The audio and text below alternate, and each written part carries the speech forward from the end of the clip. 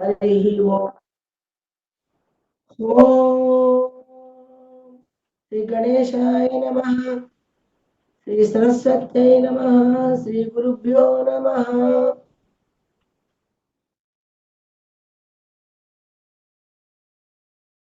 इति श्री भगवद्गीता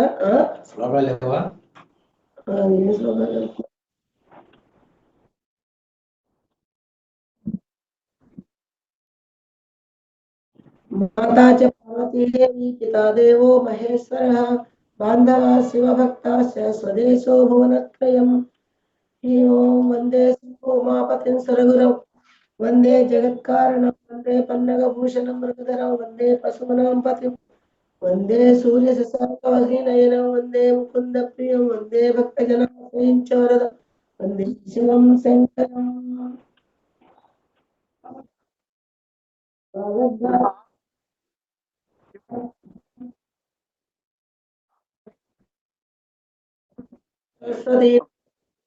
कामरूपिणी विद्यारम्भं करिष्यामि।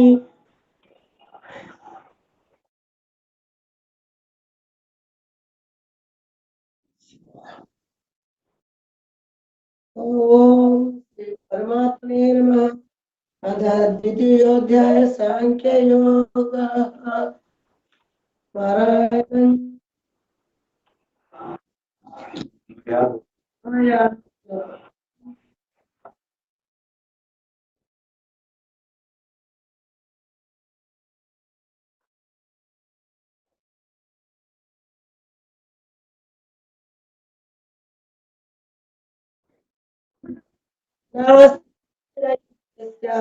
युक्तस्य भावना न चाभावयतः शान्तिः अशान्तस्य कुतः सुखम् नास्ति बुद्धिरयुक्तस्य न चायुक्तस्य भावना न चाभावयतः शान्तिः अशान्तस्य कुतः सुखम्। నిన్న 65లో భగవాన్ మనకి ఏం చెప్పాడంటే మనస్సు యందు ఎప్పుడైతే ప్రసన్నత పొందగలుగుతామో అప్పుడు అతనికి అన్ని దుఃఖాలు కూడా నశించిపోతాయి అన్నాడు అన్నమాట. కాబట్టి అలాంటి కర్మయోగికి బుద్ధి అన్ని విధముల నుండి వైదొలగి అన్ని వైపుల అంటే అతనికి అన్ని రకాల కాంక్షల నుండి వైదొలగి ఏమవుతుంది, పరమాత్మ యందు మాత్రమే పూర్తిగా స్థిరమగును అన్నట్టున్నా. ఏ మానవుడికైతే కోరికలన్నీ కూడా త్యజించగలుగుతాడో అతనికి నిశ్చయమైన బుద్ధి ఏర్పడుతుంది. అలాంటి నిశ్చయమైన నిశ్చయాత్మక యోగికి పూర్తిగా స్థిరమగును, పరమాత్మ యందు స్థిరమగును అన్నాడు. ఈ రోజు ఏం చెబుతున్నాడు, శాంతిని గురించి చెబుతున్నాడు. ఎలాంటి వ్యక్తికి శాంతి ఉండదు అని చెప్పుకుంటున్నాడు. ఎట్లాగూ నాస్తి బుద్ధి రయుక్త నాస్తి ఉండదు. ఏమిటి? బుద్ధి అయుక్తస్య. అయుక్తస్య అంటే ఇంద్రియాలని మనస్సుని ఎవరైతే వశమునందు ఉంచుకోరో వారికి బుద్ధి నాస్తి అంటే నిశ్చయాత్మకమైన బుద్ధి. ఎలాంటి బుద్ధి? స్థిర నిశ్చయమైన బుద్ధి ఉండదు. ఇంకేమంటున్నాడు? అయుక్తస్య భావన అన్నాడు. అయుక్తస్య అంటే అంతఃకరణమందు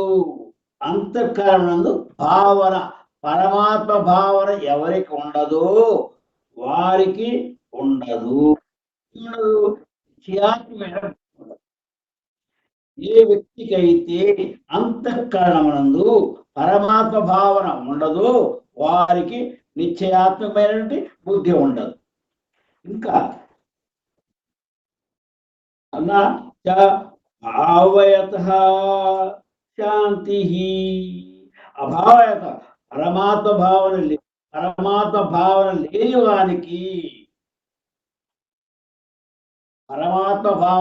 వారికి నా ఉండదు. ఏముండదు? శాంతి ఉండదు. ఏ వ్యక్తికి అయితే పరమాత్మ భావన ఉంటుందో వారికి మాత్రమే శాంతి ఉంటుంది. అశాంతస్య కుత సుఖం. అశాంతితో ఉన్న వారికి కుత ఎట్లు ఉండును, ఏమిటది? సుఖము. అశాంతితో ఉన్న వారికి సుఖము ఉండదు. కాబట్టి ఇక్కడ భగవానుడికి ఏం చెబుతాడు? ఏ వ్యక్తికి అయితే ఇంద్రియాలు మనస్సు వశములో ఉండవో వానికి నిశ్చయాత్మకమైన బుద్ధి ఉండదు. అట్లాగే ఏ వ్యక్తికి అయితే అంతఃకరణమునందు ఆసక్తి ఉండదు, అంటే ఆసక్తి ఆస్తిక భావము. ఆస్తిక, మనకు భావాలు రెండు రకాలు ఉన్నాయి. ఒకటి ఆస్తిక భావము, రెండు నాస్తిక భావము. ఆస్తికము అంటే భగవంతుడు ఉన్నాడు అనే నమ్మకం. నాస్తికం అంటే భగవంతుడు ఉన్నాడు నమ్మకం లేకపోవటం. కాబట్టి ఏ వ్యక్తికి అయితే అంతఃకరణమందు ఆస్తిక భావము ఉంటుందో అతను యోగ్యుడు. ఎవరికి ఇది ఆస్తిక భావం ఉండదో వారికి ఏముండదు? శాంతి ఉండదు. శాంతి లేకపోతే సుఖము లేదు. శాంతి ఎక్కడ ఉంటుంది? మనస్సుకే శాంతి ఉండదు, ఆత్మకు కాదు. ఆత్మ ఎప్పుడూ శాంతి స్వరూపమే. మనస్సు ఎప్పుడు కూడా శాంతంగా ఉండదు. ఎందువల్ల శాంతంగా ఉండదు? మనస్సు ఎప్పుడు కూడా కోరికలు కోరుతూనే ఉంటుంది. ఇంద్రియాల యొక్క కోరికలను తీర్చడమే మనసు యొక్క పని. కాబట్టి మనసుకి ఎప్పుడు కూడా శాంతి ఉండదు. ఏ వ్యక్తికి అయితే కోరికలు ఉండవో అప్పుడు మనస్సుకు విశ్రాంతి, అదే శాంతి. కాబట్టి ఇక్కడ భగవానుడు ఏం చెప్పాడు? ఏ వ్యక్తి అయితే ఇంద్రియాలని మనస్సుని వశమునందు ఉంచుకుంటాడో, వశమునందు ఉంచుకోవడం అంటే కోరికలు లేకుండా.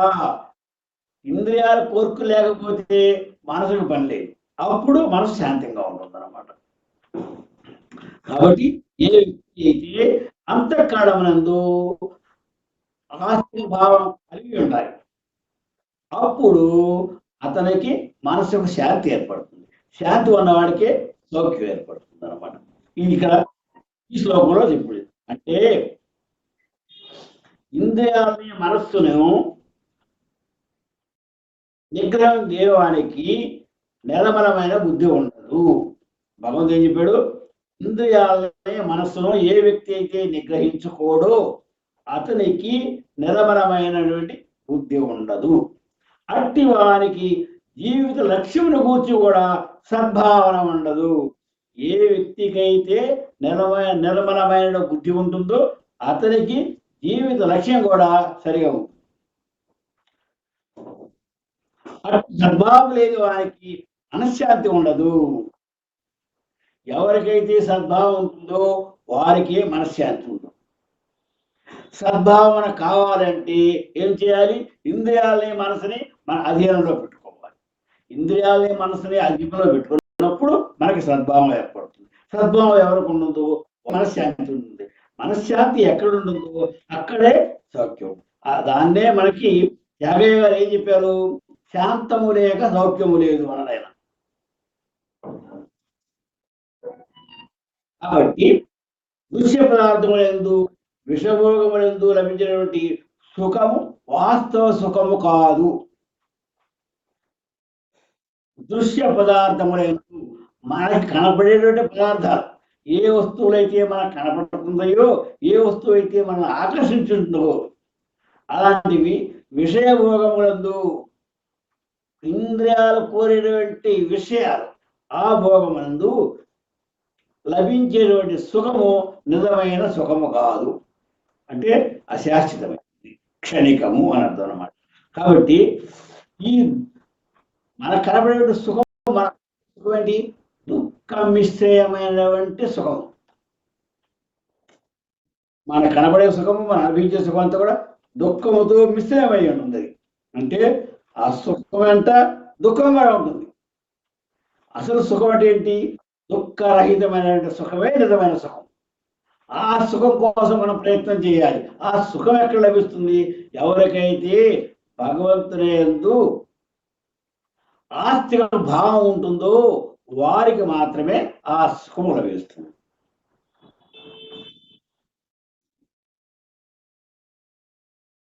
కాబట్టి ఆత్మచింతన నిర్మల బుద్ధి వలన, నిర్మల బుద్ధి ఇంద్రియ నిగ్రహం వలన కలుగుతుంది. ఇది బాగా గమనించాలి. ఆత్మచింతన నిర్మల బుద్ధి వలన, నిర్మల బుద్ధి ఉన్నప్పుడు అతనికి ఆత్మచింతన కూడా నిర్మలంగా కూడా ఉన్నమాట. అతనికి నిర్మల బుద్ధి ఇంద్రియ నిగ్రహం వల్ల కలుగును. కాబట్టి సుఖమునకు కీలకమంతా కూడా నిగ్రహంలోనే ఉన్నది. ఈ మానవుడు కూడా ఇంద్రియ నిగ్రహాన్ని పాటించడం చాలా అవసరం. అసలు కీలకం భగవంతుడు చెప్పేది ఏంటంటే, నీ యొక్క ఇంద్రియాలను ఎప్పుడైతే నువ్వు నిగ్రహపరుస్తావో అప్పుడు నీలో కోరికలు ఉండవు. కోరికలు లేకపోతే మనస్సుకి శాంతి ఉంటుంది. ఏ వ్యక్తికి అయితే మనసు శాంతిగా ఉంటుందో ఆ వ్యక్తికి మాత్రమే సుఖము లభ్యమవుతుంది అని చెప్పారు. మనకి 60 ఏళ్ల కల్లా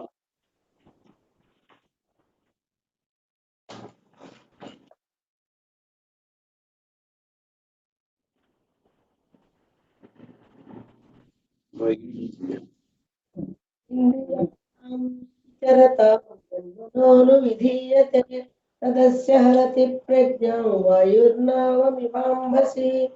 ఇంద్రియాణాం హి చరతాం యన్మనోను విధీయతే తదస్య హరతి ప్రజ్ఞాం వాయుర్నావమివాంభసి.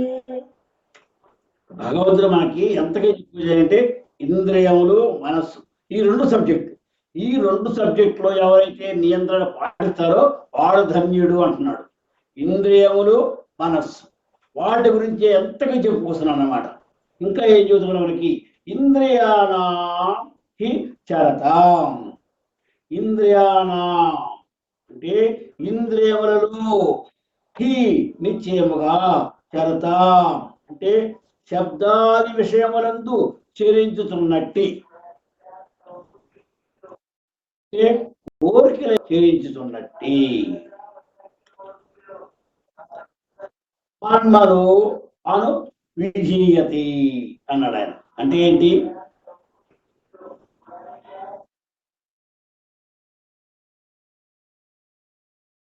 ఏ ఇంద్రియముతో మనస్సు కూడి ఉండునో, లగ్నమై ఉండునో, దేని యందు ఏ ఇంద్రియముతో మనస్సు కూడి ఉండునో, ఏ ఇంద్రియంతో మనసు కూడి అంటే ఏ ఇంద్రియం ఏది వాంఛిస్తుందో దానితో మనసు కూడి ఉండేట్లయితే తదస్య అంటే ఆ ఒక్క ఇంద్రియమే ఆ పురుషుని యొక్క అంటే మనోనిగ్రహము లేని వానిగా చేయడం, హరతి హరించి వేయడం. మనకున్నటువంటి ఇంద్రియాల్లో ఏ ఒక్క ఇంద్రియం ఒక కోరింది అనుకోండి, ఆ కోరిక అంటే మనసు వెళ్తుంది, అదే మానవుణ్ణి హరించి వేస్తుంది అన్నమాట. ఏది హరించేది? ప్రజ్ఞ, మానవుని యొక్క బుద్ధిని, తెలివితేటల్ని. ఏ విధంగా? ఇక్కడ కోరిక చెబుతున్నాడు. మనకున్నటువంటి ఇంద్రియాల్లో ఏ ఒక్క ఇంద్రియాన్ని ఉపేక్షించినప్పుడు కూడా, అంటే ఏ ఒక్క ఇంద్రియ యొక్క కోరికని నీవు తీర్చాలంటే మనసు ఆరాటపడుతుందో ఆ ఒక్క ఇంద్రియమే ఆ మానవుని యొక్క బుద్ధిని, ఏం చేస్తుంది? హరించి వేస్తుంది. ఏ విధంగా? వాయుర్నావమి వాంబసి అంటే వాయువు ఎట్లా నీటి యందు చలించిన నావని, ఒక నావ నీటిలో వెళ్తూ ఉంది. అది ఏం చేస్తుంది? గాలి ఆ నావని అటు ఇటు చూస్తుంది అన్నమాట. గాలికి ఆ నావ ఎటువంటి తెలుస్తుంది అనమాట, ఒక దిక్కు లేకుండా వెళ్తుంది అనమాట. అట్లాగే అంటే నీటిపై తేలుతున్నటువంటి నావ గాలికి నెట్టివేయబడును. నీటి మీద తేలుతున్న నావ గాలికి నెట్టివేయబడును. అట్లే అదే విధంగా ఇంద్రియార్థములందు చలించినటువంటి ఇంద్రియములలో మనసు ఏ ఒక్క ఇంద్రియముతో కూడి ఉన్నను, కోరికలతో ఉన్నటువంటి ఇంద్రియాలతో ఏ ఒక్క ఇంద్రియంతో అయినా కానీ మనసు మమేకమై ఉండేటట్లయితే ఆ ఒక్క ఇంద్రియమే మనోనిగ్రహం లేనటువంటి ఆ మనుషుని యొక్క బుద్ధిని అనగా వీక్షణ శక్తిని హరించి వేయును. అంటే ఈ శ్లోకంలో భగవానుడు చెప్తున్నాడు, ఏ ఒక్క ఇంద్రియం పట్ల కూడా నీవు నిర్లక్ష్యముగా ఉండవద్దు. ఇంద్రియ నిగ్రహం అన్ని ఇంద్రియాల్లోనూ నిగ్రహాన్ని పాటించగలగాలి. ఏ ఒక్క ఇంద్రియాన్ని కూడా ఉపేక్షించేటట్లయితే అది నీ యొక్క బుద్ధిని నాశనం చేస్తుంది. ఏ విధంగా నీటి మీద తేలయాడేటువంటి నావ గాలికి ఏ విధంగా నెట్టబడుతుంటుందో, ఒక దిశ లేకుండా ప్రయాణం చేస్తూ ఉంటుందో, అట్లాగే నీ ఇంద్రియాల్లో ఏ ఒక్క ఇంద్రియ యొక్క కోరికను కూడా నీవు ఉపేక్షించరాదు. అన్ని ఇంద్రియాలు కూడా నిగ్రహం పాటించాలి. లేకుంటే అది ఆ ఒక్క ఇంద్రియమే నీ యొక్క బుద్ధిని నాశనం చేస్తుంది అన్నాడు అనమాట.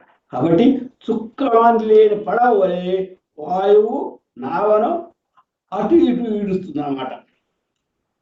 మనస్సు కూడా అట్లాగే ఇంద్రియముల వెంబడి ఈ విషయ సుఖముల వెంట పోయేటట్లయితే ఆ రెండు కూడా ఆ మానవుల యొక్క బుద్ధిని హరించి వేయును.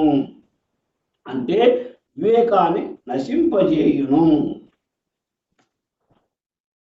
కాబట్టి ఒక్క ఇంద్రియం మనం ఉపేక్షిస్తేనే ఇంత అలజడి ఏర్పడింది.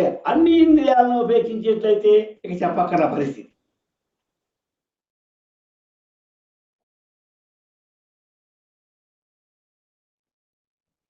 కాబట్టి దీనికి మార్గం, నివారణ మార్గం ఏమిటి? కాబట్టి మనం ఇంద్రియాలన్నీ కూడా భగవాన్ యొక్క దివ్యమైన సేవలో మనం నిరీక్షణ చేసేటట్లయితే మన యొక్క బుద్ధి స్థిరంగా ఉంటుంది.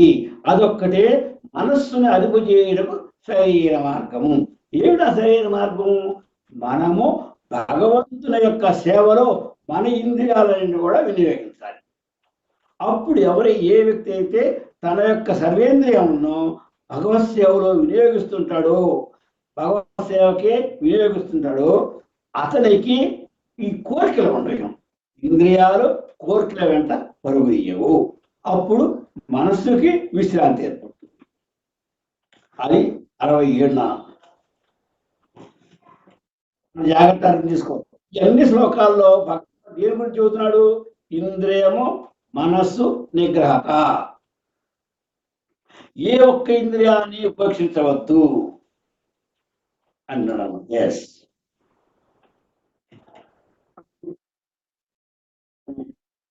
68.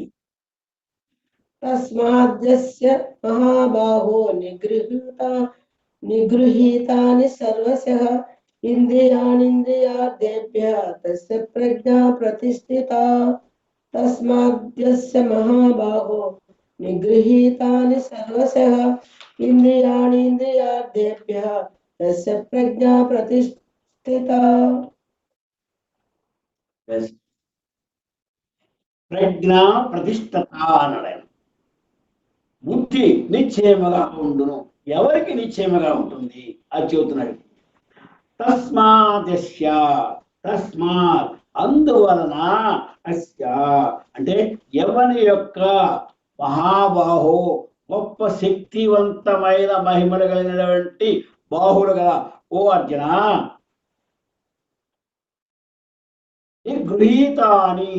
నిగృహీతాని అంటే నిగ్రహించబడును. ఎవని యొక్క సర్వశః అన్ని నిగ్రహించాలి. ఏమిటి నిగ్రహించబడేది? ఇంద్రియార్థేభ్య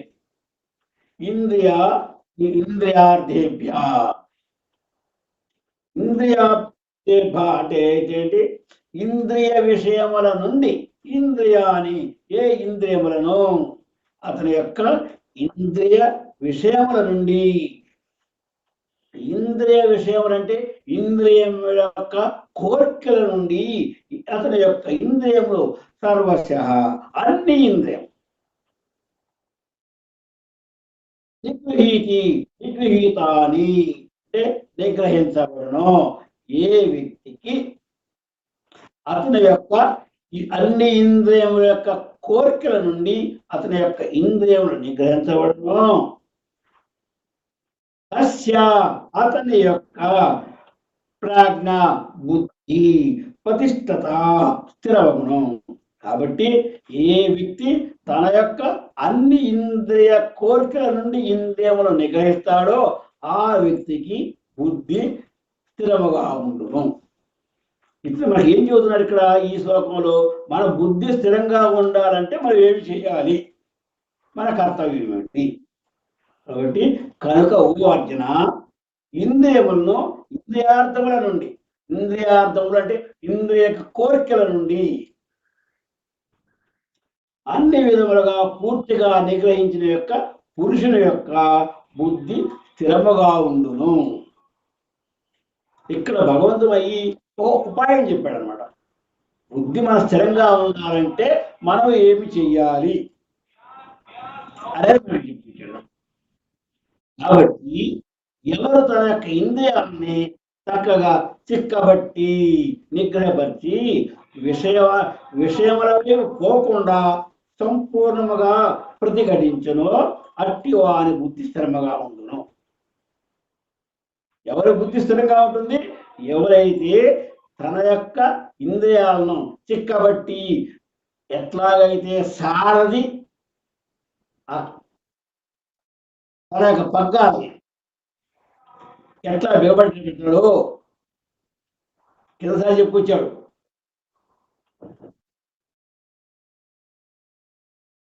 మన యొక్క దేహమే ఒక రథం అన్నాడు, బుద్ధి సారథి అన్నాడు. అవునా? ఇంద్రియాలే అశ్వములు అన్నాడు, పగ్గములు కళ్యములు అన్నాడు. ఎవరైతే ఏ బుద్ధి బుద్ధి అంటే ఈ మానవుడు ఈ సారథి తెలియగలడైతే పగ్గాలను బిగబట్టి ఎటువైపు కావాలంటే అటువైపు మలుస్తాడు అనమాట. అట్లాగే ఏ మానవుడైతే చిక్కబట్టి అంటే నిగ్రహపరిచి ఎట్లా నిగ్రహపరచాలి? విషయముల వైపు పోకుండా, విషయవాంఛన వైపు పోకుండా సంపూర్ణంగా ప్రతిఘటిస్తాడో అట్టి వారికి బుద్ధి స్థిరముగా ఉండును. అంటే ఇది ఈ నిగ్రహపరచుట అనేది కేవలము బాహ్యమాన ప్రవృత్తి కాక ఇంద్రియములను భగవాన్ సేవ యందు నిలుపుట. చూడు, ఇంద్రియముల బిగబట్టుట అంటే అర్థం ఏంటి? భగవంతుని సేవ యందు వినియోగించుట. అప్పుడే సాధ్యపడుతుంది. అంతేగాని నేనేం చేయను, కళ్ళని బిగబడి కూర్చున్నా అని చెప్పి ఊరికి కూర్చునే ప్రయోజనం లేదు. అవే ఉండదు. ఎందువలన వాసనా బలం లోపల ఉంటుంది. ఇంకా అది వాసనా బలం పోవాలంటే ఏం చేయాలి? మనం భగవంతుని వైపు మన ఇంద్రియాలను మరల్చగలగాలి. మన మనస్సుని ఇంద్రియాలని అన్ని భగవంతు సేవలో వినియోగించగలగాలన్నమాట. అది ఒకటి మోక్ష మార్గము. కాబట్టి ఇంద్రియ నిగ్రహము ముఖ్యమైనది. అది భగవంతుడు అని చెప్పేది. 69లోకి వెళ్దాను. నీకు ఎక్కడ అర్థం కాదు అక్కడ అడుగునా. మళ్ళా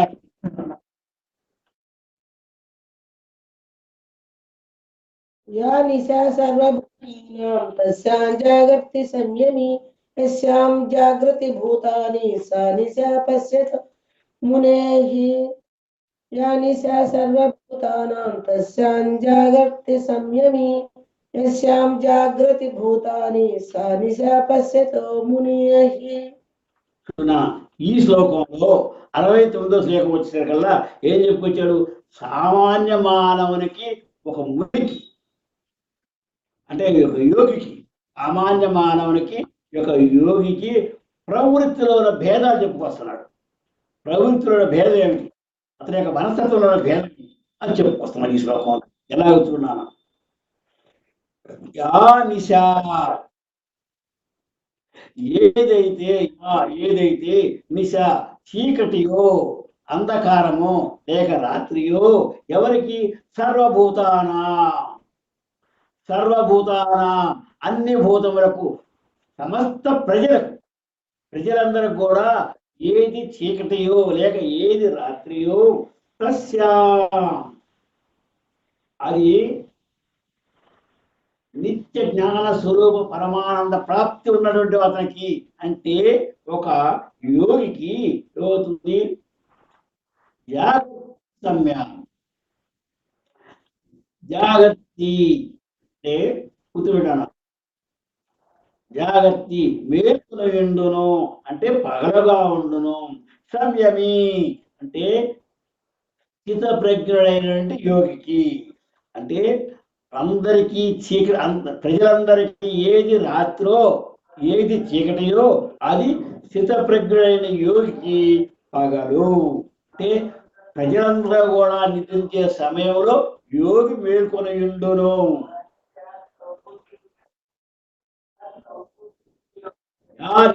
సర్వభూతానా తస్య జాగర్తి సంయమి కాబట్టి ఏదైతే సమస్తమైన ప్రాణులకు రాత్రియో అది ఎవరికి నిత్య జ్ఞాన స్వరూప పరమానంద ప్రాప్తి గలంటి యోగికి పగలు అతను మేల్కొని ఉండును అంటే సమస్త జీవరాశులు నిద్రించే సమయంలో యోగి మేల్కొని ఉండును యాస్యా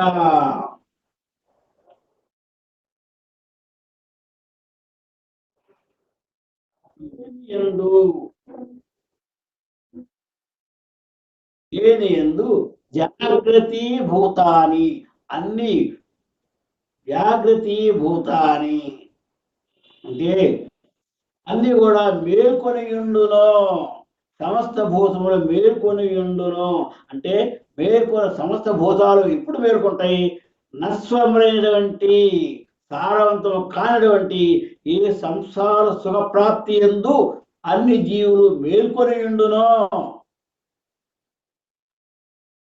అన్ని జీవులు అలాంటి సంసార సుఖము లేనటువంటి శాశ్వత సుఖము లేనటువంటి ఈ సంసార సుఖ ప్రాప్తి కోసం పాకులాడుతూ ఏ జీవులు చరిస్తూ ఉంటాయో ఏ జీవులకు పగలై ఉంటుందో ఆ సమయము సా నిశ అప్పుడు అతనికి నిశ రాత్రి యోగి రాత్రి పశ్యతో మునే ఆ మునికి అది రాత్రి అంటే సామాన్య మానవునికి రాత్రి మునికి పగలు సామాన్య మానవునికి పగలు రాత్రి మునికి ఆ డిఫరెన్స్ కంటే చూసానా మిగతా మానవునికి ఏది పగలు అంటే ఇక్కడ ఏం చెప్పాడు ఆయన అస్వరములైనటువంటి శాశ్వతము కానటువంటి ఈ సంసార సుఖ ప్రాప్తి కోసము సామాన్య మానవుడు ప్రాకులాడే సమయము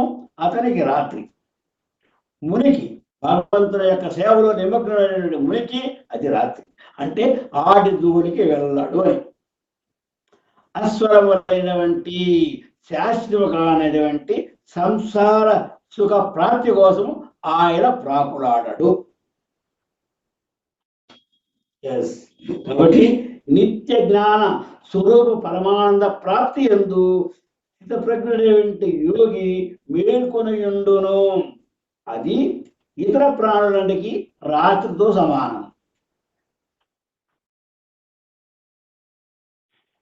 అట్లాగే అస్థిరమైనటువంటి శాశ్వతము కానటువంటి ప్రాపంచిక సుఖప్రాప్తికై ప్రాకులాడినటువంటి ప్రాణులంటికి మేల్కొని ఉండును ఏది పగలో అది పరమాత్మ తత్వమైనటువంటి మునికి రాత్రితో సమానము కాబట్టి ఈ శ్లోకంలో సామాన్య జనులకి ప్రవృత్తికి యోగి యొక్క ప్రవృత్తికి తన భేదాలను తెలియజేస్తున్నారు కాబట్టి భూతజాలములన్నిటికీ ఏది రాత్రియో అది జితేంద్రునకు యోగికి పగలు జితేంద్రుడు ఇంద్రియములను జయించిన వాడు ఇంద్రియములు జయించడంటే ఇంద్రియమును అదుపులో పెట్టుకున్నవాడు అతన్ని యోగి అంటాం అది అతనికి పగలు సమస్త భూతములకు ఏది పగలో అది విగ్రుడైనటువంటి ద్రష్టుకు రాత్రి. కాబట్టి అనగా అజ్ఞాన అంధకారములో ఉన్నటువంటి జీవులకు ఆత్మానుభూతి లేనందువలన ఆత్మ విషయములందు వారు నిద్రింతురు. ఎవరికైతే ఆత్మానుభవం లేదు, ఎవరైతే ఆత్మానందం లేదు, వారు నిద్రింతురు. స్థితప్రజ్ఞుడు ఆత్మనిష్ఠుడుగాన ఆత్మ విషయమై జాగ్రత్తగా ఈరుకొనియుండును. కాబట్టి దైవ విషయమున ప్రవర్తింపక సదా విషయ భోగములందు ప్రవర్తించేవారు అజ్ఞానులు. ఇక్కడ ఖచ్చితంగా చెప్పేశాడు భగవంతుడు. ఏమని? దైవ విషయంలో ప్రవర్తింపక, దైవ విషయంలో ప్రవర్తించేవారు ఎలా ఉంటారు బాగా చెప్పుకొచ్చాడు. అలా చేయకుండా సదా విషయభోగములందు ప్రవర్తించేవారు అజ్ఞానులు. దైవ విషయములందు సదా ప్రవర్తించుతూ విషయభోగములందు విరక్తి కలిగిన వారు జ్ఞానులు. జ్ఞాని అనేవాడు విషయభోగ అశాశ్వతమైనటువంటి భోగములందు అతను విరక్తి కలిగి ఉండును, అతడే జ్ఞాని. ఇక 70లో కదా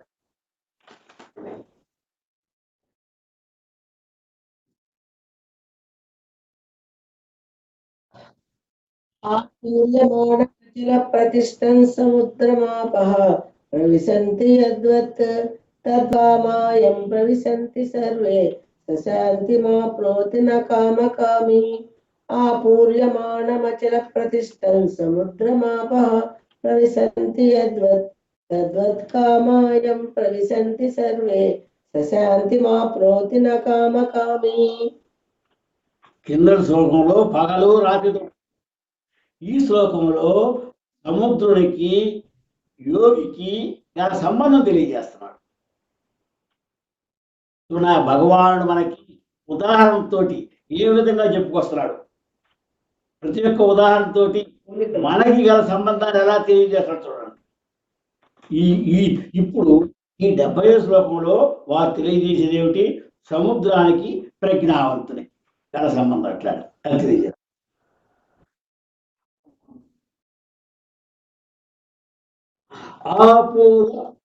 ఆపూర్వమాన అచల ప్రతిష్టం. ఆపూర్వమానం అచల ప్రతిష్టం ఎట్లా? ఆపూర్వమానం అంటే అన్ని వైపుల నుండి పరిపూర్ణముగా, అన్ని వైపుల నుండి పరిపూర్ణముగా. అచల ప్రతిష్టం నిశ్చయముగా ఉన్నటువంటి. సముద్రమాపహ సముద్రము, సముద్రము చాలా విశాలంగా ఉంటుంది, అన్ని వైపులో కూడా ప్రశాంతంగా ప్రవహిస్తుంది. అలాంటి సముద్రమునందు మాపహ నదులన్నీ కూడా వచ్చి కలుస్తుంటాయి. మాపహ నదులన్నీ కూడా అన్ని వైపుల నుంచి నదులు వస్తుంటాయి. చూడనా, నది యొక్క ధర్మం ఏమిటి? చివరికి సముద్రంలో కలగటయే. వర్షానికి పర్వతాల మీద ఎక్కడ వర్షం కురిసినా కూడా అవన్నీ నదుల రూపంలో ప్రవహిస్తాయి. నదుల రూపంలో ప్రవహిస్తూ వచ్చి వచ్చి ఎక్కడ కలుస్తాయి? సముద్రంలో. అక్కడ వాడి జీవితం ఎండైపోయినట్టు. ఇక్కడ సముద్రంలో కలిసినప్పటికీ, సముద్రంలో కలుస్తున్నప్పటికీ ఎంతో స్పీడ్గా వరుడగా ప్రవహిస్తుంటే నదులు. ఎందుకంటే వెనక నుండి పల్లానికి ప్రవహిస్తుంది నది. ఎప్పుడు కూడా ఎగువ నుండి దిగువకు వస్తుంటాం. అప్పుడు దానికి వేగం ఎక్కువ. అంత వేగంతో ప్రవహిస్తూ వచ్చినప్పటికీ ప్రవిశాంతి తద్వత్ ఏ విధంగా ప్రవిశాంతి ఏ మాత్రము చెలింపజేయకుండా అలజడి చేయకుండా ప్రవేశించును. ఇందులో సముద్రంలో ప్రవేశించు. నదులు అంత వేగంగా వరుడిగా వచ్చినప్పుడు కూడా సముద్రం యందు ఎలాంటి అలజడి లేకుండా కలిసిపోతాయి సముద్రంలో. ఈ పాటి జాగ్రత్తగా గమనించాలి. సముద్రం విశాలమైంది, నిర్మలంగా ఉంటుంది, నిర్మలంగా ప్రవహిస్తూ ఉంటుంది. దానిలోకి అన్ని ప్రాంతంలో వచ్చేటువంటి నదులు, అమిత వేగంతో ప్రవహించే నదులన్నీ కూడా వచ్చి ప్రశాంతంగా అందులో లీనమవుతాయి, సముద్రంలో లీనమవుతాయి. అప్పుడు నదులు అనేక రకాల రంగుల్లో ఉండొచ్చు, అనేక రకాల రుచుల్లో ఉండొచ్చు. సముద్రంలో ఎప్పుడైతే కలిసిపోయిందో సముద్ర వాతావరణమే ఆ నది నీటి కూడా ఏర్పడుతుంది. సముద్రం నీరు ఎప్పుడు ఉప్పుగానే ఉంటుంది. కాబట్టి ఈ నదుల్లో వచ్చి నీరు అక్కడ కలవడంతో అది కూడా ఉప్పుగా మారిపోతుంది. అంటే సముద్రం యొక్క అందుకనే నదుల్ని స్త్రీలింగం అన్నారు, సముద్రాన్ని పురుషలింగం అన్నారు. సముద్రుడు అంటారు, నదీ మాత అంటారు, నదులన్నీ కూడా మాత. గోదావరి, కృష్ణ, కావేరి ఇవన్నీ కూడా స్త్రీలింగాలతో పోలుస్తారు. ఆ విధంగానే పూజలు చేస్తారు వాటికి. కానీ సముద్రంలో కలిసేకల్లా అవి కూడా సముద్రం యొక్క లక్షణాలు ఏర్పడతాయి. వాటికి సముద్రం యొక్క లక్షణాలు, సముద్రం నీరు ఇప్పుడు ఉప్పుగానే ఉంటుంది, ఇవి కూడా ఉప్పుగా మారి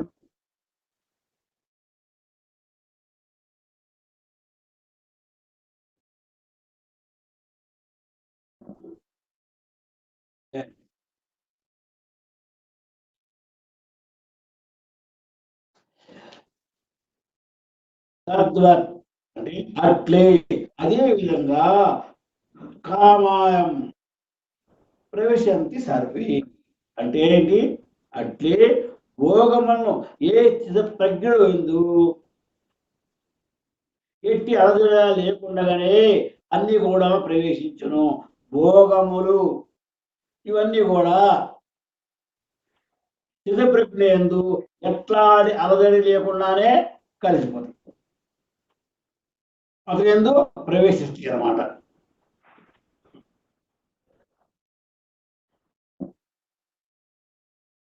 సమస్త భోగాలు కూడా ఒక స్థిత ప్రజ్ఞ యందు ఎలాంటి వికారము కలిగించకుండానే లీనమగును. అంటే వికారానికి అతడు లోనుగాడు. ఈ భోగాలన్నీ కూడా అతనికి ఈ ఇంద్రియాల ద్వారా ఏర్పడినప్పటికీ అతడు చెలించడు, ఇంద్రియ లోనుడు కాడు. ఎవరు? ఆ యోగి.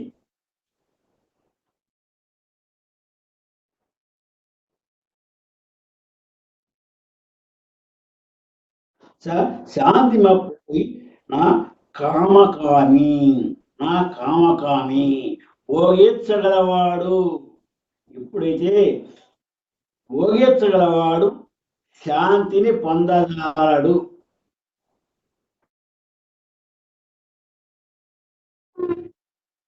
కాబట్టి ఈ శ్లోకంలో భగవానుడు మనకి ఏం చెప్తున్నాడంటే అన్ని దిశల నుండి పొంగి ప్రవహిస్తూ వచ్చినటువంటి నదులన్నీ కూడా పరిపూర్ణమైనటువంటి నిశ్చలముగా నిర్మలముగా ఉండే సముద్రంలో ఏ మాత్రము అలజడి లేకుండా చెలించకుండానే అందులో లీనమవుతుంది. అట్లాగే సమస్త భోగాలు కూడా స్థిత ప్రజ్ఞ యందు ఎట్టి వికారాలు లేకుండా అందులో లీనమైపోతుంది.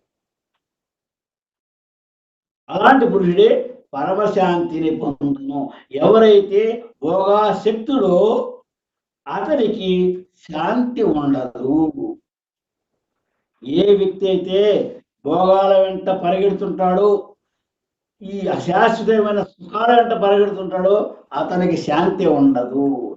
ఎవరైతే వాటి విరక్తి చెందినట్టు ఉంటాడే అతని యోగి. ఈ అశాశ్వతమైనటువంటి సంసారిక సుఖ భోగాల యందు విరక్తి కలిగి ఉన్నవాడు భోగి. అతను ఇప్పుడు కూడా దైవ చిత్తంలో ఉంటాడు. అతని యందు ఈ భోగములన్నీ కూడా, ఈ సుఖములన్నీ కూడా ప్రశాంతంగా లీనమైపోతాయి. ఏ విధంగా లీనమైపోతాయి? ఏ విధంగా అయితే నదులన్నీ కూడా సముద్రము యందు ఏ అలజడి లేకుండా లీనమవుతున్నాయో అట్లాగే ఇవన్నీ కూడా అతనిలో లీనమవుతాయి. అప్పుడు అతను ప్రశాంతంగానే ఉంటాడు. ఇంతే కాదు నాన్న, ఇంకో కోరిక భగవంతుడి జీవితం ఎట్లాగంటే సముద్రము యందు పొంగులు కృంగులు ఉండవు. ఎట్లాగూ ప్రతినిత్యము కూడా సూర్యరశ్మికి, సూర్యుని యొక్క వేడికి సముద్ర జలం ఆవిరైతూనే ఉంటుంది. సముద్ర జలం ఆవిరవుతూనే ఉంటుంది. అప్పుడు సముద్రం ఏమాత్రం కూడా కుంగిపోదు, సముద్రం చిన్నదైపోదు. నీరు ఆవిరైపోయినప్పటికి కూడా. కానీ అన్ని నదులు నీరు వచ్చి కలుస్తూ ఉంటుంది, అప్పుడు పొంగదు. సముద్రం తన యొక్క హద్దులు దాటి బయటికి రాలేదని సముద్రం యొక్క లక్షణం అది. సముద్రానికి గురు పొంగుతున్నాడు. అట్లాగే యోగి భగవద్భావన యందు లీనమైన యోగి పొంగడు. ఇక్కడ భగవాను మనకి సముద్రానికి ఒక యోగికి ఉన్నటువంటి లక్షణాలు చెప్పుకొచ్చారన్నమాట. అంటే నదీ జలాల చేత కానీ వర్ష జలాల చేత కానీ సదా నింపబడుతున్నాను. సముద్రము ఎప్పుడును సముద్రమునకు ఎన్నడను హాని వృద్ధులు లేవు, లేకుండా ఏకరీతిగా ఉన్నట్లే. హాని వృద్ధులు అంటే తగ్గిపోవటం పెరిగిపోవటం, అలా కాకుండా ఉన్నట్లే ఏకరీతిగా ఉన్నట్లే స్థిరమైన బుద్ధి గల యోగి అప్రయత్నముగా చేకూర ప్రాపించినటువంటి విషయములందు అనుభవించుతున్నాను కలపలేక స్థిర చిత్తముతోటి వాసన రహితుడైయుండును.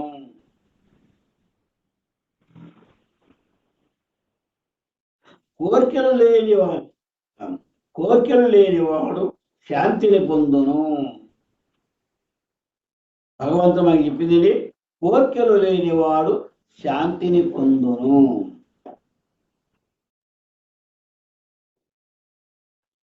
కాబట్టి సూర్యరశ్మికి ఎంత నీరు ఆవిరైపోయినప్పుడు కూడా సముద్రుడు కుంచుకోపోడు. దైవికంగా వర్షపు నీరు కానీ నదుల నీరు కానీ వచ్చినట్టు దాని హద్దులు దాటడు. ఇది యోగి దైవికంగా ఏదైనా కానీ భోగాలు ఏర్పడినప్పుడు కూడా అతను పొంగిపోడు.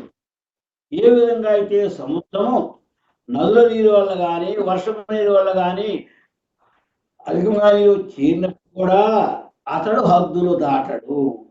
అట్లే జ్ఞాని స్థితప్రజ్ఞుడు తన యొక్క ఇంద్రియములను శబ్దాది విషయముల అనేకములు కోరుతున్నాను ఏమాత్రము చెలించగా నివికారుగానే ఉండను.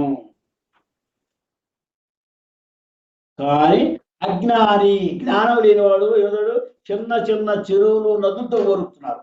అజ్ఞానిని చిన్న చిన్న నదులతోటి వాటితో పోలుస్తున్నారు. ఎందువలన చిన్న చిన్న నదులు కానీ చెరువులు కానీ ఏమవుతాయి, నీళ్ళు ఎక్కువగా వస్తే కట్టలు దిద్దుకు ప్రవహిస్తాయి. ఏమిటి అట్లాగే అజ్ఞాని చిన్న చిన్న భోగాలు ఏర్పడినప్పుడు పొగిపోతాడు.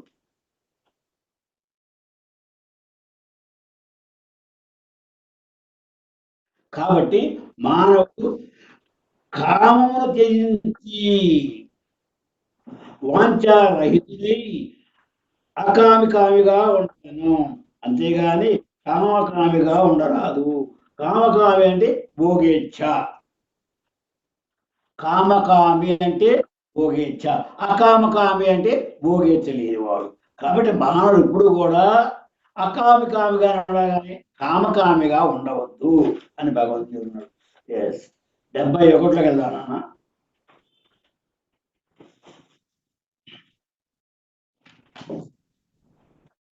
విహాయ కామాన్య సర్వాన్ పుమాశ్చరతి నిస్పృహః నిర్మమో నిరహంకారః సశాంతిమధిగచ్చతి. విహాయ కామాన్య సర్వాన్ పుమాశ్చరతి నిస్పృహః నిర్మమో నిరహంకారః సశాంతిమధిగచ్చతి. ఇక్కడ 71వ శ్లోకం వచ్చేసరికల్లా అసలు ఎలాంటి పురుషుడు శాంతిని పొందుతాడు అని చెబుతున్నాడు. చివరికి ఇప్పుడు దాకా పోలిక చెప్పుకొచ్చాను. ఇప్పుడు దాకా మనకి గాలి, నావ, అట్లాగే సముద్రము, యోగి, ఇలా పోలికలు చెప్పుకొచ్చాడు. ఇప్పుడు ఏం చెబుతున్నాడు, ఎలాంటి పురుషుడు శాంతిగా ఉంటాడు అని చెప్పుకొస్తున్నాడు. ఎట్లాగూ విహాయ కామాన్య సర్వాణి, విహాయ అంటే త్యజించుట. ఏమి త్యజించాలి? కామాన్య సర్వాన్, అన్ని కోరికలను త్యజించాలి. అంటే అన్ని కోరికలు అంటే ఇంద్రియ సుఖములకు సంబంధించిన భౌతిక వాచ్యాలు అన్ని కోరికలు అంటే ఇంద్రియ సుఖములకు సంబంధించిన భౌతిక వాంఛలు. కోరిక మామూలే, అంటే దినచర్యకు తగినటువంటి కోరిక ఉండాలి, తప్పదు. కానీ ఇంద్రియ సుఖములకు సంబంధించిన అన్నాడైనా ఇంద్రియాలు అనేక రకాల సుఖాలు, ఏదైతే దృశ్యము చూస్తుందో, ఏదైతే వింటుందో అలాంటి సుఖాలు అనుభవించాలని కోరుకుంటుంది. అది మానవుడికి అవసరమా? కాబట్టి ఇంద్రియ సుఖములకు సంబంధించినటువంటి భౌతిక వాంఛను త్యజించవలెను. వీటిని అన్నిటినీ, అన్ని ఇంద్రియాల యొక్క భౌతిక వాంఛను, కోరికల్ని త్యజించగలగాలి. ఎవరైతే త్యజిస్తారో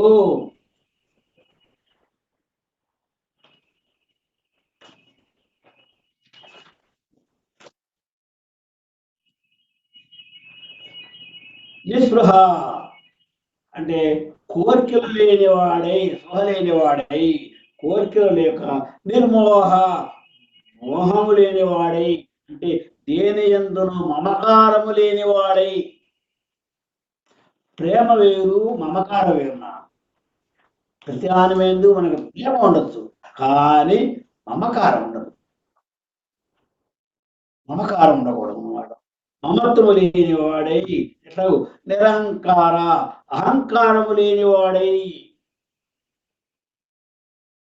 అహంకార మమకారాలు రెండు లేకుండా ఎవడైతే ఉంటాడో అతడే శాంతి అధిగచ్చతి, అతడే సంపూర్ణ శాంతిని పొందును.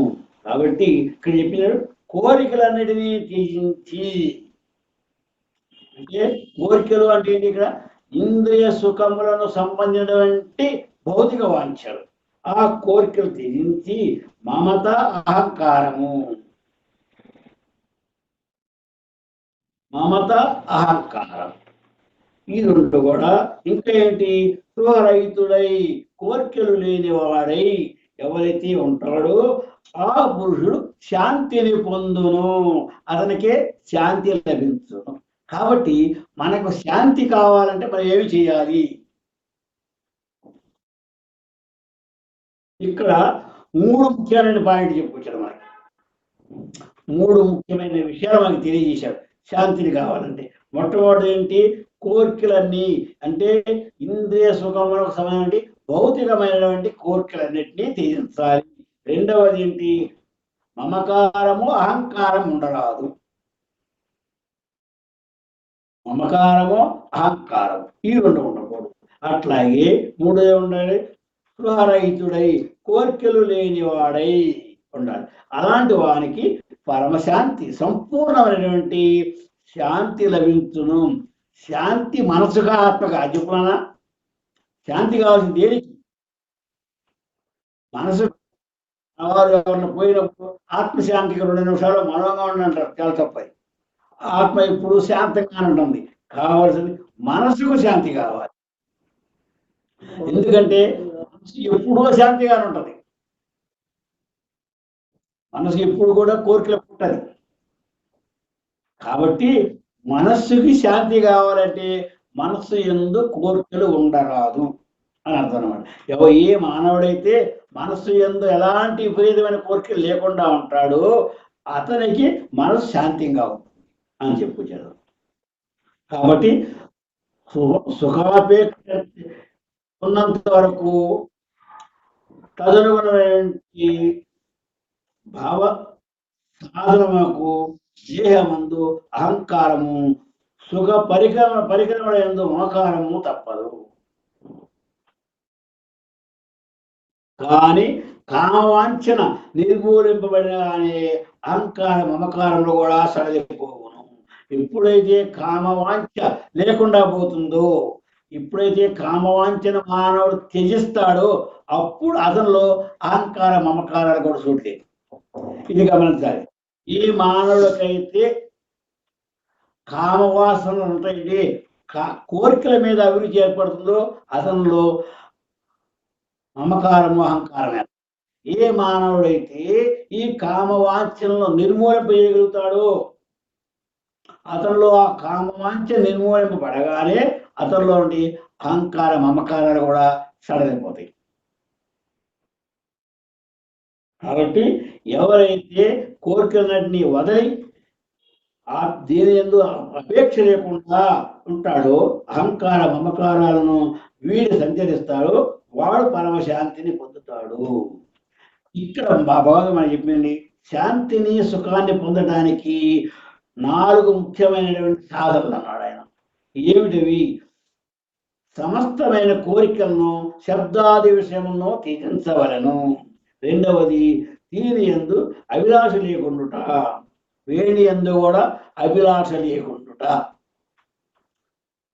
మూడోది, నిరహంకారిగా ఉండుట, అహంకారం లేకుండా ఉండుట, ఇంకా మమకారం లేకుండా ఉండుట. ఈ 4 పాయింట్లు కూడా మనం బాగా గమనించాలన్నమాట. కాబట్టి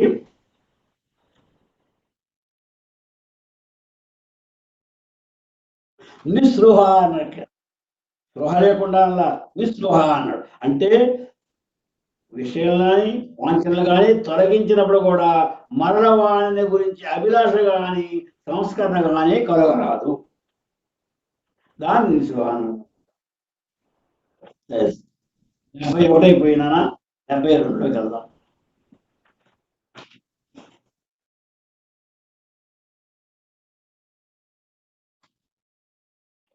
ఏషా బ్రాహ్మీ స్థితి ఏషా బ్రాహ్మీ పార్థ నైనాం ప్రాప్య విముహ్యతి స్థిత్వా స్యామంతకాలేపి బ్రహ్మ నిర్వాణమృచ్చతి. ఏషా బ్రాహ్మీ స్థితి పార్థ నైనాం ప్రాప్య విముహ్యతి స్థిత్వా స్యామంతకాలేపి బ్రహ్మ నిర్వాణమృచ్చతి. ఏషా బ్రాహ్మీ స్థితి పార్థ. పార్థ, ఓ అర్జున, ఏషా బ్రాహ్మీ స్థితి అంటే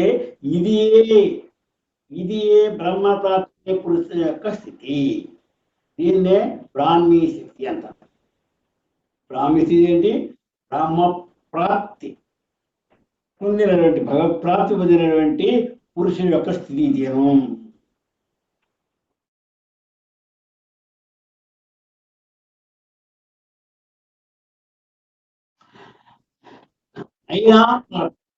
అయినా ప్రాప్య అంటే దీనిని పొందిన పిదప, ఈ యొక్క బ్రాహ్మీ స్థితిని పొందిన పిదప ఏమవుతాడు? విముహ్యతి. విముహ్యతి అంటే ఏంటి? కలత చెందడు, మోహితుడుగాడు. ఏ వ్యక్తికైతే బ్రాహ్మీ స్థితి పడుతుందో అతడు కలత చెందడు, మోహితుడుగాడు. ఏ వస్తువు మీద, ఏ విషయం మీద అతనికి మోహం ఉండదు, మోహరహితుడవుతాడు. అట్లాగే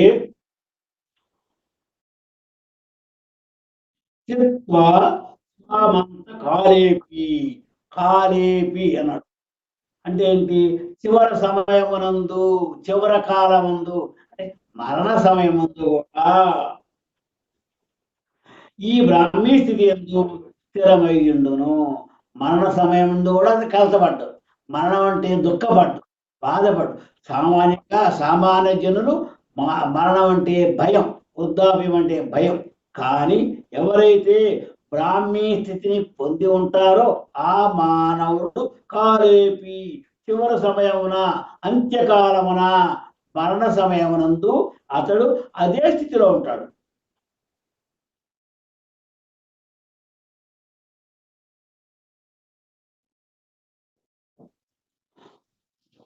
బ్రహ్మ నిర్వాణ ముఖ్యతి అంటే బ్రహ్మానందమును పొందుచుండును. మరణ సమయంలో కూడా అతడు బ్రహ్మానందాన్నే పొందు. కారణం ఏమిటి అలా పొందడానికి? అతడు నిత్యము కూడా భగవంతుని యొక్క ఆరాధన యందు, భగవంతుని యందు సంతృప్తిని పొందుతూ ఉంటాడు, భగవద్భావనలోనే ఉంటాడు. కాబట్టి మృత్యు అన్నా కూడా అతనికి భయము లేదు. దాన్నే మనవారు బ్రాహ్మీ స్థితి అన్నారన్నమాట. కాబట్టి ఓ అర్జున, బ్రాహ్మీ స్థితి అనగా ఇదియే అంటే బ్రహ్మ ప్రాప్తి కలిగి ఉన్న పురుషుల యొక్క స్థితి. అంటే బ్రహ్మ ప్రాప్తి కలిగి ఉండటం, భగవత్ ప్రాప్తి అనమాట. ఈ బ్రాహ్మీ స్థితిని పొందినటువంటి యోగి ఎన్నడను మోహితుడు కాడు. అతడు మోహితుడుగాడు అంత్యకాలమనందును అంటే మరణ సమయమనందును ఈ బ్రాహ్మీ స్థితి ఎందు స్థిరముగా ఉండును. అంటే బ్రహ్మానందాన్ని ఆనందాల్లో గొప్పది ఏది, చివరిది ఏది అంటే బ్రహ్మానందము. బ్రహ్మానందాన్ని మించిన ఆనందం లేనే లేదు. అలాంటి మరణ సమయంలో కూడా ఆ బ్రహ్మానందములోనే గురించి ఉంటాడు. అంటే అతనికి మరణం అంటే భయం లేదు. కాబట్టి అర్జున, నీవు ఆ బ్రాహ్మీ స్థితి పొందాలి. నువ్వు దేని యందు మమకారం ఉండకూడదు, దేని యందు అహంకారం ఉండకూడదు. ఆ స్థితికి నీవు రావాలి అని ఈ రెండో అధ్యాయంలో అతడు చెప్పాడు. ఓం ఇది శ్రీమద్భగవద్గీతాసు ఉపనిషత్సు బ్రహ్మ విద్యాయాం యోగశాస్త్రే శ్రీకృష్ణార్జున సంవాదే సాంఖ్యయోగో నామ ద్వితీయోऽధ్యాయः. యత్ర యోగీశ్వర కృష్ణో యత్ర పార్థో ధనుర్ధరః తత్ర శ్రీ విజయోద్భూతి ధ్రువానీతిర్మతిర్మమ. క్షమా ప్రార్థన. యదక్షరపదభ్రష్టం మాత్రాహీనం తు యద్భవేత్ తత్సర్వం క్షమ్యతాం దేవ నారాయణ నమోస్తుతే. భగవత్ సమర్పణ. కాయేన వాచా మనసేంద్రియైర్వా బుద్ధ్యాత్మనా వా ప్రకృతే స్వభావాత్ కరోమి యద్యత్ సకలం పరస్మై నారాయణాయేతి సమర్పయామి. లోకక్షేమ ప్రార్థన. సర్వే భవంతు సుఖినః, సర్వే సంతు నిరామయాః, సర్వే భద్రాణి పశ్యంతు మా కశ్చిత్ దుఃఖభాగ్ భవేత్. అథ మంగళం. కాంతాయ కాంతాయ కళ్యాణ నిధయే నిధయేర్ధినాం శ్రీ వెంకట నివాసాయ శ్రీనివాసాయ మంగళం. హరి ఓం తత్సత్.